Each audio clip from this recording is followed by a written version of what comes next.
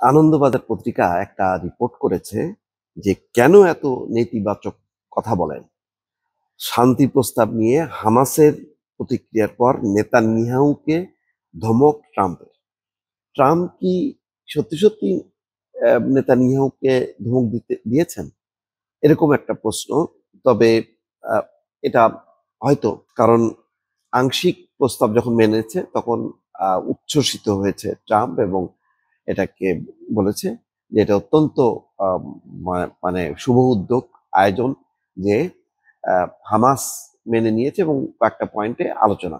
এই প্রাথমিক এই প্রতিক্রিয়াটা বা আংশিক সমর্থনটাকে ট্রাম্প খুবই সাধুবাদ জানিয়েছে, কারণ কয়েক দফা হুঁশিয়ারি করেছে, বলছে যে যদি হামাস তার এই 20 দফার শান্তি পরিকল্পনা না মানে তাহলে নরকের যন্ত্রণা ভোগ করতে হবে হামাসকে। এই কথা বলার পর কিছুটা বিলম্বে আহ, ইতিবাচক প্রতিক্রিয়া জানিয়ে বলেছে যে তারা মেনে নিচ্ছে, তবে কয়েকটা পয়েন্টে তাদের আলোচনা আছে, যে বন্দি মুক্তির বিনিময়ে মানে ইসরায়েলকে গাজা ত্যাগ করতে হবে, এই সব পয়েন্টটি। আর মূল প্রস্তাবে ছিল যে একটা সুনির্দিষ্ট জায়গা ছেড়ে দিয়ে তারা অবস্থান নেবে, তার মানে একটা বন্দুকের নলের মধ্যেই থাকবে গাজা।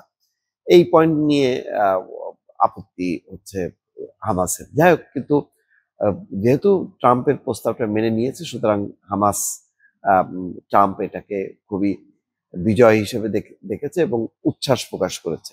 নেতানিয়াহু বলেছে যে এই আংশিক মানে প্রতিক্রিয়ায় হামাস যে আংশিক প্রতিক্রিয়া দেখিয়েছে বা আংশিক আহ, মেনে নিয়েছে, এতে উচ্ছ্বসিত হবার মতো কিছু নেই।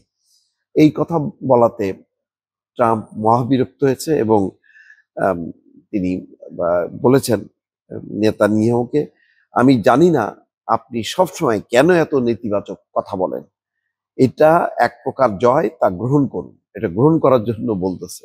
আসলে নেতানিয়াহু তো চায় যে একেবারে হামাস শেষ হয়ে যাক, গাজাটা তারা দখল করে নিক, এমন। নতুবা এই যখন নাকি শান্তি প্রস্তাব নিয়ে মিশরে আলোচনা হচ্ছে, কায়রোতে আলোচনা হচ্ছে সরাসরি ইসরায়েল এবং হামাসের মধ্যে, তখনও কিন্তু থেমে নেই। এবং শুধু তাই না, আজকে তারা আহ, এই এর বাইরেও লেবাননে তারা হামলা চালিয়েছে, একটা গাড়ি বিস্ফোরণ করে উড়াই দিছে। সেখানে সম্ভবত হিজবুল্লাহ কোনো নেতাকে টার্গেট করছে, এখনো পরিষ্কার না সেই হিজবুল্লাহ নেতা মারা গেছে কিনা। সেখানেও আক্রমণ চালাচ্ছে। ইভেন মানে আজকে সকালবেলায় 10 জন মারা গেছে, তার মধ্যে 3 জন মারা গেছে ওই যে ত্রাণ নিতে এসে। তারা অব্যাহতভাবে বিভিন্ন বিল্ডিং টার্গেট করে করে, বড় যত বিল্ডিং আছে গুড়ায় দিচ্ছে, শেষ মুহূর্তে যতটা ধ্বংস করা যায়। তো একদিকে আলোচনা চলতেছে, যুদ্ধবিরতি নিয়ে আলোচনা চলতেছে, অন্যদিকে ধ্বংসযজ্ঞ চালায় যাচ্ছে। ফলে শেষ পর্যন্ত কি দাঁড়াবে বলা মুশকিল।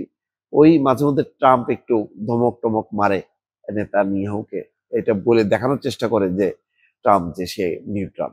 এই আর কি, এর বেশি কিছু উচ্ছ্বসিত হওয়ার মতন আসলে কিছু নেই।